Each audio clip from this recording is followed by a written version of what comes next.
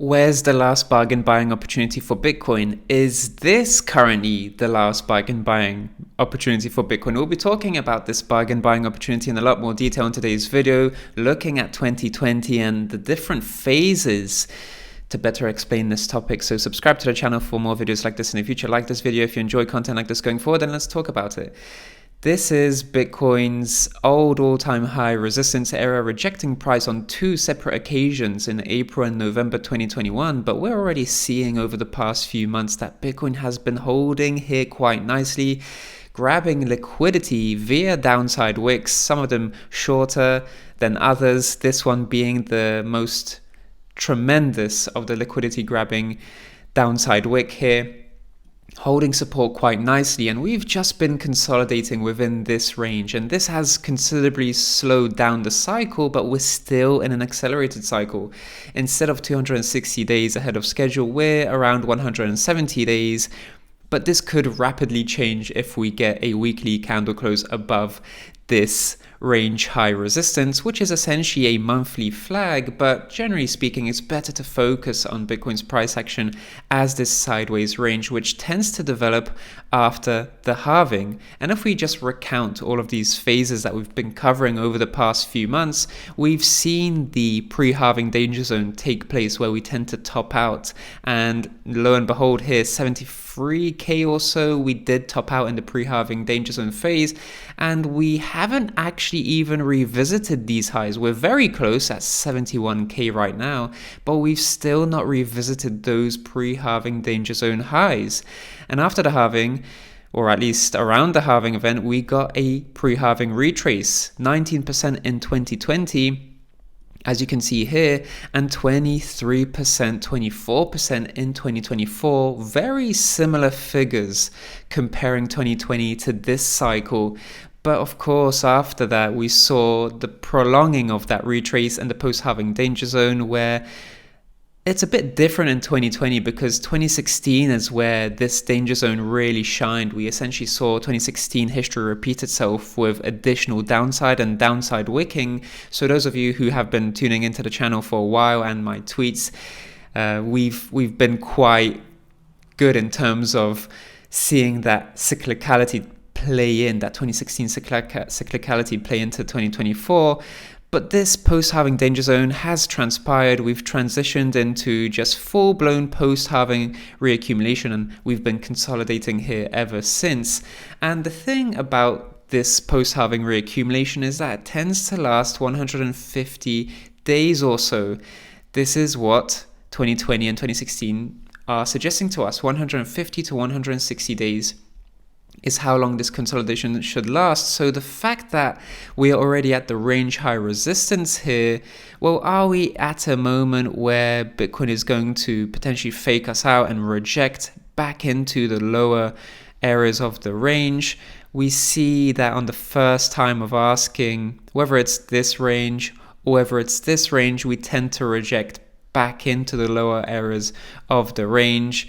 And looking here, if we just look at the 50-day period after the halving, comparing that to the 50-day period that we're seeing right now, if we compare 2024 to 2020, then at this same moment in the cycle, in 2020, we were near the lower area of the range.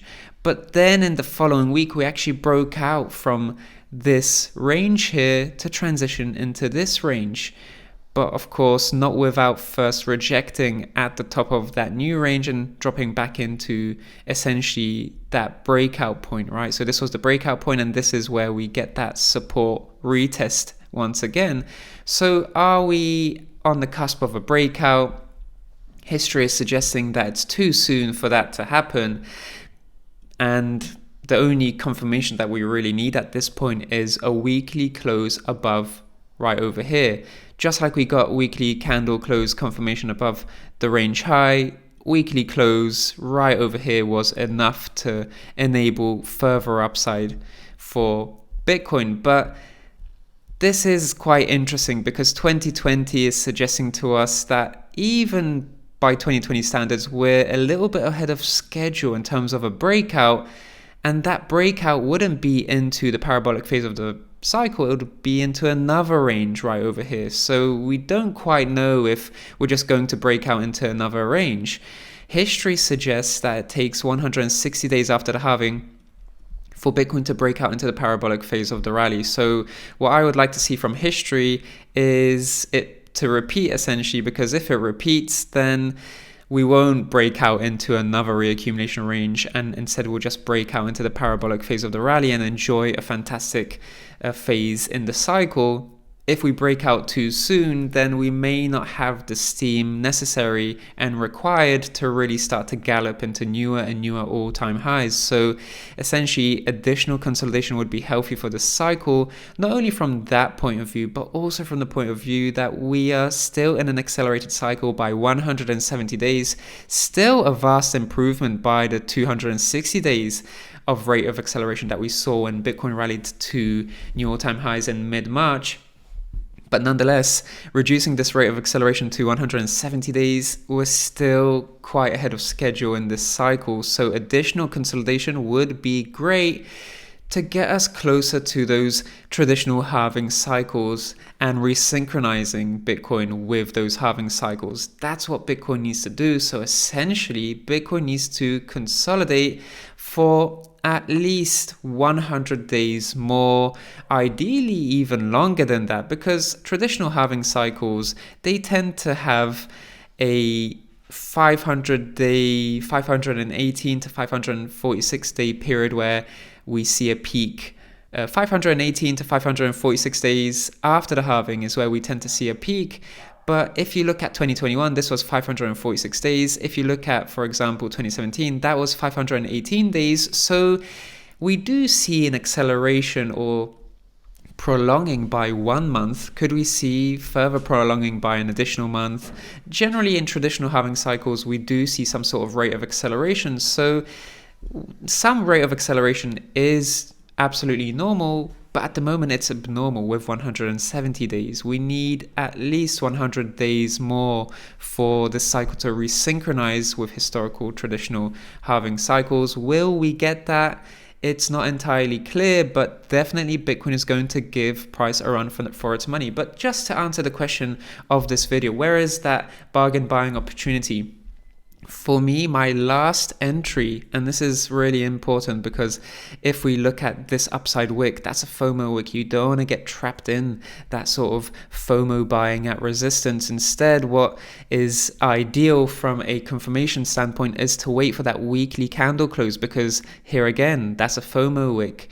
And you don't want to get trapped in a FOMO wick. You want to get in on confirmation, and a confirmed breakout here would be a weekly close above the range high resistance. That's something I'm waiting for, because a weekly close above here, that would essentially solidify that the range is slowly starting to break, and that would be probably my last entry in this reaccumulation period. As you know, we've been talking in the newsletters, we've been talking here on YouTube, on Twitter as well, that the reaccumulation range isn't called the reaccumulation range without coincidence. This is where I've been reaccumulating, and generally investors who have been reaccumulating here have profited quite nicely in the past. The reaccumulation range is for reaccumulation, because this reaccumulation will then nicely translate into ROI in the future in the parabolic phase of the cycle. This reaccumulation range is something that precedes the post-halving parabolic upside. It's very clear and has been clear for a long time. So my general goal here is to be reaccumulating within this reaccumulation range, ideally near the bottom of this range here. We've been talking about that post-halving danger zone where we've been talking about that downside wick. We secured that downside wick really nicely. So this is generally that bargain buying opportunity and bargain buying region for Bitcoin at the range low area and below there. But as far as we're talking now, we're at this range high resistance.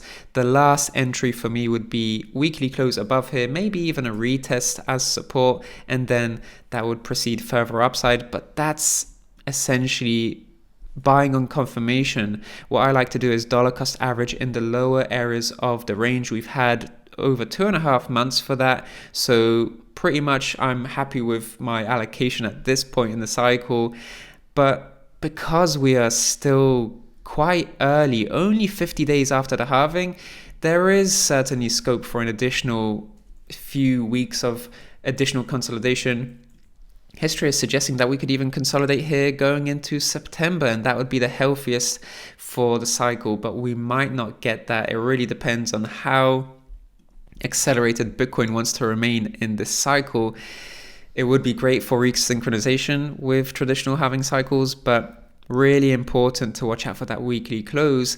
And even if we look at these ranges, we tend to rally from range low to range high to range low to range high, and the same thing here as well, range high to range low and then range high again. So Bitcoin will rally from range low to range high many times within this range. Any range generally, that's a technical structure that will just see sinusoidal price action. You can see here, rebound from range low to range high, back to range low. We've been zigzagging in this range quite nicely for a considerable amount of time. If we reject from here, then maybe it would be best to continue to wait for the lower areas of the range, because that's where the bargain buying opportunities reside. But the question is, at this point in time, can we still see those sort of bargain buying opportunities? History is suggesting to us that yes, we can. We just need to be a bit patient. But Bitcoin is definitely casting a doubt onto whether history is going to repeat itself. It's really teasing a breakout beyond this resistance, but at the moment it's still below resistance.